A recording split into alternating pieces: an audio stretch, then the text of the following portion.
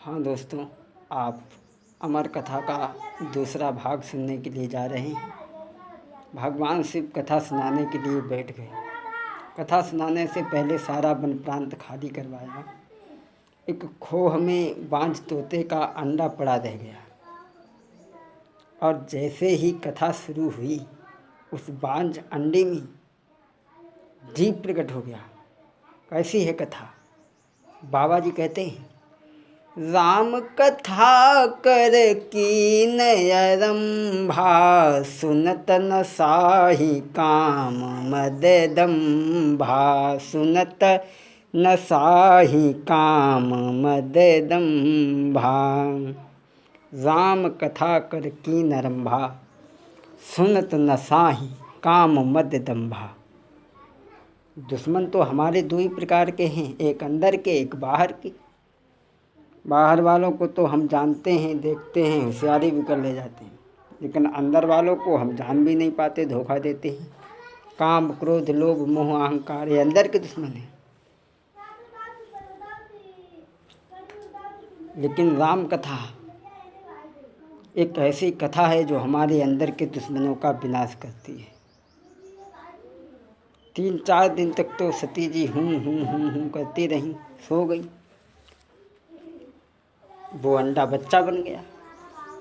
उसने सोचा अगर हूँ बंद हो गई तो कथा बंद हो जाएगी, इसलिए उसने हुंकारी भरना शुरू कर दिया।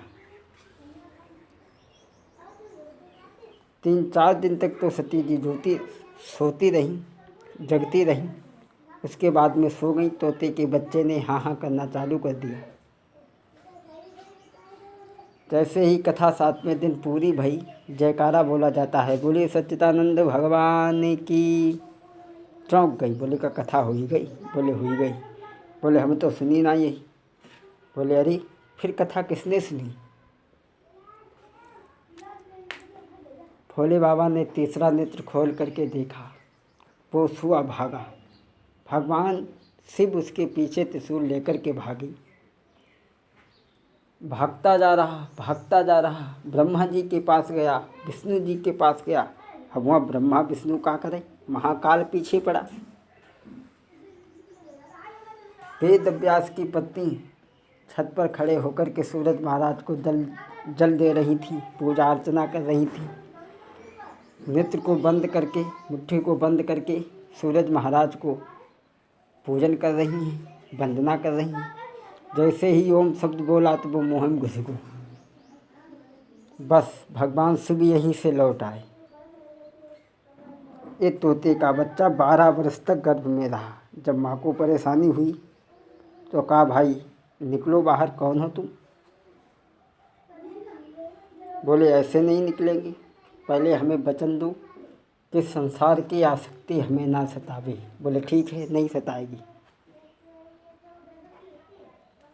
सुखदेव जी ने जन्म लिया। जन्म लेते ही नार बीमार शुद्धा भाग खड़े हुए। वेद अभ्यास पीछे बेटा को रोकते जा रहे हैं, रुक जाओ बेटा, खड़े हो जाओ बेटा। खड़ा कौन है जब मोह माया है ही नहीं, संसार की आसक्ति है ही नहीं, फिर क्या? एक सरोवर के किनारे से होकर के निकले, कुछ देवियां नहा रही थीं। सुखदेव जी भागते चले गए। वेद अभ्यास को देख करके देवियों ने कपड़े पहन लिए। बाबा ने कहा, देवियों, सुखदेव भागता चला गया, अरे वो नंगे था, तुम नंगे नहाती रहीं। बोली वो भागते गए हैं, वो हंस हैं और तुम परमहंस हो। हंस को ज्ञान है, दूध छोड़ दे पानी को पी ले। मैं तो ज्ञान में नंगी नहा रही हूँ। भक्तों, सुखदेव जी का जन्म हुआ है एक पद की लाइन। सोहर कहिए या कुछ भी कहिए, राम जन्म के समय का एक लाइन हम बोल दें आपको। और जब लड़का या लड़की होता है तो आप लोग जानते ही हो। और तो हर काम साहित्य देखी जाती, मगर फिर जहाँ काम साहित्य नहीं देखी जाती। ढोलक बजने लगी।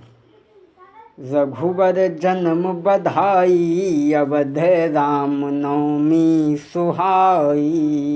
रघुबर जन्म बधाई, अवध राम नवमी सुहाई। महल महल में चहल पहल है, ऋतु बसंत सुखदाई, अवध राम नवमी सुहाई, रघुवर जन्म बधाई, अवध राम नवमी सुहाई।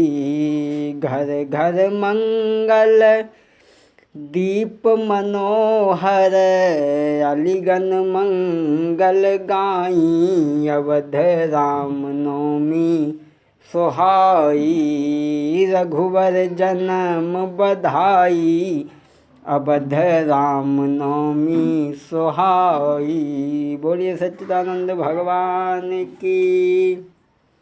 इस प्रकार से आपने नारद उमा संवाद की कथा अति संक्षेप में हमने आपको दी है, सुना है आप लोगों ने। इस तरीक़ा से हमारे आगे प्रोग्राम और भी आते रहेंगे। एक बार जयकारा लगाएं भाई सभी लोग। बोलिए सच्चिदानंद भगवान की।